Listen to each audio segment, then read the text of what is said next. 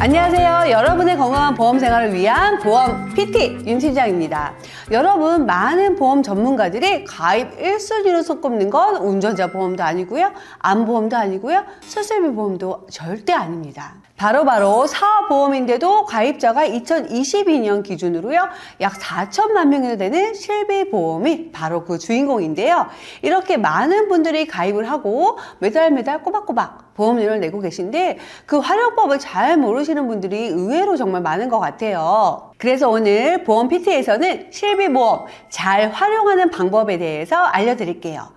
첫 번째, 실비보험 활용법입니다. 실비보험은 실제로 발생한 병원비 중에서 일부 자기 부담금을 제외하고 다시 보험회사로부터 병원비를 되돌려받는 것을 말하죠. 병원비가 적게 나왔다면 그만큼 적게 돌려받고, 병원비가 몇천 단위로 높게 나왔다면 그만큼 더 많이 돌려받게 되는 구조죠. 그런데 여러분, 너무 걱정하지 않으셔도 돼요. 왜냐하면 실비에는 자기 부담금 상환제라는 숨은 기능을 가지고 있기 때문이에요. 실비 표준화 작업이 시작된 2009년 후반부터 2021년 6월 이전에 실비를 가입하신 분들이라면 아무리 실비의 자기 부담금이 높더라도 이 부분이 200만 원 넘어가게 되면 그 초과되는 부분은 모두 보험회사로부터 보장을 받을 수 있습니다. 이게 바로 자기 부담금에 상한선을 두었다고 해서 자기 부담금 상한제라고 부르고 있고요. 이 금액이 얼마라고 말씀드렸죠? 네, 200만 원입니다. 이해를 돕기 위해서 제가 한번 예를 들어볼게요. 2010년에 실비를 가입을 했고요. 자기 부담금이 10% 실비를 가지고 있다면 입원해서 병원비가 5천만 원 나왔다고 생각을 해볼게요. 5천만 원의 10%는 500만 원이죠. 그러면 5천만 원에서 500만 원 빼기, 그래서 총 4,500만 원을 되돌려받는 계산이 사실 맞는 거죠. 그런데 실비는 자기 부담금 상한제라는 힘을 숨기고 있어요. 내가 내야 하는 자기 부담금이 상한액인 200만 원 넘었으니까 보험회사가 200만 원까지만 내세요 하면서 5천만 원 중에서 총 4,800만 원을 돌려줍니다.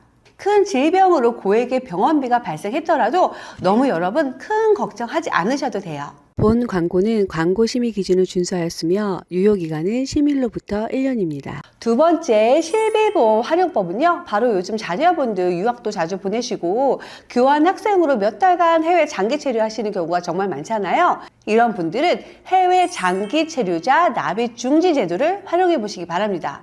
제 고객님이 F4 비자세요. 그래서 중국과 한국을 오가고 계신데 제가 몇 번 실비보험료 다 환급을 받아드렸어요. 단, 장기 체류의 조건은 최소 3개월입니다. 해외에서 발생한 의료비는 실비에서는 지원받을 수가 없기 때문에 이런 납입 중지 제도가 가능한 거고요. 단, 암보험이나 이런 보험 등은 해당되지 않습니다. 이 제도를 활용하는 방법은 두 가지가 있는데요. 첫 번째로 미리 납입을 중지시켜 놓고 나중에 다시 입국해서 부활을 하는 방법. 그러니까 해외에 계실 동안은 보험료 출금을 하지 않는 거죠. 두 번째 방법은 그냥 매달 보험료를 내고 나중에 입출국한 내용을 가입한 보험회사에 제출해서 환급을 받는 방법이 있습니다. 다음, 실비보험 활용법은 바로 회사 등에서 단체보험으로 실비를 가지고 있다면 개인 실비와 단체 실비 이 둘 중 하나를 납입 중지할 수 있습니다. 단체 실비보험은 회사에서 직원 복지 차원으로 실비에 가입을 시켜주는 건데요. 계약자는 법인 또는 고용주가 되는 거고요. 피보험자는 직원과 그 가족까지도 보장을 받을 수가 있는데, 보통 단체 보험은 1년 만기, 1년 재가입 주권으로 보험료 납부도 회사가 담당을 하고 있는 거고요. 개인 실비보험은 본인의 병원비 마련 목적으로 개인이 가입을 하는 건데요. 당연히 보험료 납입 부담은 개인에게 있는 거죠. 그런데 단체 실비보험과 개인 실비보험 이 두 가지 모두를 가입하고 있는 중복 가입자가 2022년 3월 기준으로요. 명이나 된다고 하는데, 보험료 출금은 회사와 개인 이중 부담이 되는데 여러 개의 실비를 가입하고 있더라도요, 지출한 병원비보다 더 많이 돌려받을 수는 절대 없습니다. 제가 예를 들어볼게요. 단체 실비, 개인 실비 이 두 가지를 모두 가입되어 있는데 병원비가 5천만 원 나왔다고 했을 때 단체 실비에서 5천만 원, 개인 실비에서 5천만 원, 그렇게 해서 1억을 각각 받는 게 아니라 단체 실비에서 2,500만 원, 개인 실비에서 2,500만 원, 그렇게 해서 내가 낸 병원비 5천만 원까지만 지급을 받을 수 있기 때문에 굳이 이렇게 두 개를 다 같이 유지할 필요가 절대 없다는 거예요. 기존에는 개인 실비만 납입중지 제도를 이용해서 보험료 이중 부담을 최소화했는데 이제는 단체 실비도 납입중지를 할 수가 있게 되었습니다. 그래서 여러분, 단체 실비와 개인 실비의 보장 내용을 한번 비교해 보고요. 어떤 걸 납입중지해 놓을지 선택을 하셔야 해요.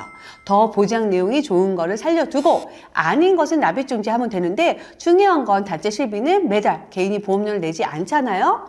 그래도 중지 요청을 하면 단체 실비 보험회사가 직원께 바로 직접 보험료를 환불해 주도록 되어 있습니다. 너무 좋죠? 그래서 이제는 두 가지 중에 어느 쪽이 더 유리한지 계산기를 한번 두드려 보셔야 되는데요.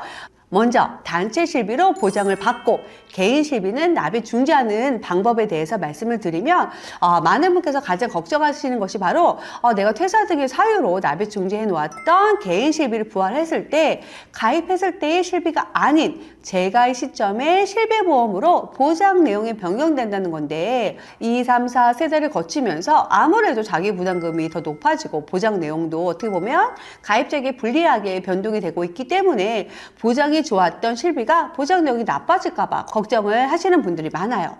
하지만 이 부분도 걱정하지 마세요. 기존에 가지고 있던 보장 내용을 유지하기 원하는 경우에는요, 두 가지 중에서 선택할 수 있도록 제도를 개선했습니다. 하지만 이건 어디까지나 2013년 4월 이전에 실비를 준비하신 분들에 해당되는 내용이고요. 2013년 4월 이후에는 실비 자체가 일정 기간을 주기로 보장 내용이 변동되는 실비이기 때문에 변경 주기가 지난 실비는 선택권이 없이 재가입 시점의 실비로만 부활을 시킬 수가 있습니다. 개인 실비의 부활 시점은 퇴직일로부터 1개월 이내입니다. 제가 얼마 전에 회사 단체 실비로 본인은 물론 자녀까지 단체 실비 혜택을 받고 있어서 개인 실손을 납입 중지해 드린 적이 있는데요. 그때 청약서와 같이 출력이 되어 나온 문구예요. 실손 의료보험 계약 중지 시 꼭 알아야 될 사항이라고 되어 있는데요. 제가 중요하다고 말씀드린 포인트들이 다 나와 있어요. 한번 눈으로라도 읽어보시면 좋겠고요. 다음은 개인 실비를 살려두고 단체 실비를 납입 중지하는 경우인데요. 이 단체 보험의 계약자는 아까 말씀드렸듯이 회사의 고용주지만 직접 직원이 보험회사에 단체 실비 납입 중지를 신청할 수 있고요. 이때 발생한 환급금은 직원이 직접 수령할 수 있게 되었습니다.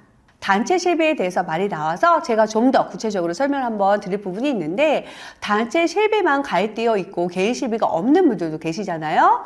2018년 12월부터는 단체 실비와 개인 실비의 연계 제도란 것이 생겼어요. 잘 한번 들어보세요. 단체 실비를 가지고 있는 가입자가 퇴직 등으로 단체 실비가 종료되면 단체 실비로 가입했던 보험회사에 개인 실비로 전환을 신청할 수가 있다는 거예요. 그래서 굳이 단체 실비가 있으신 분들이 퇴직하면 이 제도를 이용하면 되니까 굳이 개인 실비 필요 없다라고 하시는 분들도 제가 간혹 만나 뵀는데요. 이거 4절까지 있는 노래 중에요. 1절만 알고 계신 거랑 똑같아요. 개인 실비로 전환을 할 때 아무나 다 받아주지 않는다는 거죠. 여기에는 몇 가지 전제의 조항들이 있어요. 가장 먼저 5년 이상 단체 실비 가입자, 그런데 중간에 이직 등으로 한 달 정도 공백이 충분히 생길 수 있어요. A회사에서 3년 동안 단체 실비로 보장을 받다가 중간에 이직을 하면서 한두 달 정도 쉬고 이때는 실비 보장이 없던 공백기죠. 이직을 해서 B라는 회사에서 또 3년간 단체 실비로 보장을 받았다. 이럴 때는 연이어서 5년간 단체 실비에 가입되어 있지는 않았지만 이건 현실을 고려해서 단체 실비 미가입 기간이 1회당 1개월, 누적해서 3개월 이내인 경우에는요, 단체 실비에 계속 가입한 것으로 인정을 해주고 있습니다. 꼭 연이어서 5년을 다 채우지 않아도 된다는 거죠. 두 번째 조건, 이 5년 동안 보험금 수령 금액이 200만 원 미만, 이건 청구를 한 것만 따지지 않고요. 병원을 이용하고 청구 안 한 금액까지 모두 포함합니다. 뭐 이럴 수 있겠죠. 190만 원까지 청구하고 그 다음에 병원 간 건 청구하지 않은 경우. 이럴 때 청구 안 한 금액까지 200만 원이 넘으면 개인 실비로 전환 신청을 할 수가 없습니다. 또 하나, 10대 질병 이력을 봅니다. 암, 백혈병, 고혈압, 협심증, 심근경색, 심장판막증, 간경화증, 뇌졸중, 당뇨, 에이즈 이렇게 10개의 질병을 묻는데요. 잘 보시면 여러분 뭐가 있어요? 고혈압과 당뇨가 들어있습니다. 200만 원 이하로 보험금을 받았어야 하고 10대 질병이 없어야지만 무심사로 개인 실비로 전환을 할 수가 있는 거고요. 이 요건에 해당이 되지 않는다면 그때는 신규 가입과 동일하게 심사를 거쳐서 알레르기 사항을 다 고지하고 실비에 가입을 할 수가 있습니다. 여러분 생각은 좀 어떠세요? 예측할 수 없는 상황에 대비한 대비책이 바로 보험. 그 중에서도 가장 중요한 게 실비인데 단체 실비만 가지고 있고 개인 실비로 전환하는 것. 제 생각에는 쉬워 보이지는 솔직히 않아요. 왜냐하면 퇴직 연령대가 50대 후반부터 60대 초인데 당뇨와 고혈압 이 두 가지를 보잖아요. 이건 좀 위험해 보여요. 그래서 저는 개인적으로는 개인 실비까지 좀 더 건강하고 젊었을 때 준비해서 1년 동안만 유지하다가 그 후에는 단체 실비와 개인 실비 보장 내용을 보고 납입 중지해 놓는 것을 좀 더 추천드리고 싶어요. 잘 집중해서 들으시고 계시죠? 그냥 흘려듣지 마시고 꼭 메모해 놓다가 이런 일이 있으실 때 꼭 활용까지 하셔야 합니다. 실비 활용 방법만 제가 몇 가지 소개해 드렸는데 벌써 시간이 후딱 10분이 지났어요. 그런데 사실 더 중요한 내용이 많이 남아있는데 그 내용은 너무 길다 보니까 이건 제가 실비 활용법 2탄으로 바로 이어서 보내드리도록 할 텐데요. 이렇게 정말 잘 가입한 보험 잘 활용해야겠죠. 잘 활용하려면 또 잘 청구해야겠죠. 실비보험 청구할 때 필요한 서류는 어떤 것인지 이런 서류들 무료로 떼는 방법 그리고 이런 서류들이 준비되어 있다면 보험사로 청구를 해야겠죠? 청구하는 다양한 방법까지 소개해 드릴 거고요. 이런 것도 중요하지만 사실 더 중요한 게 한 가지 더 남아 있습니다. 아시는 분들은 아실 거예요. 실비 청구 언제 해야 유리한지, 어떻게 해야 좀 더 고객님 입장에서 유리하게 청구할 수 있는지 등등 이런 건 사실 일반 소비자분들은 모르는 내용일 수밖에 없는데요. 병원에 갔다 와서 진짜 여러분 잘 청구해야 돼요.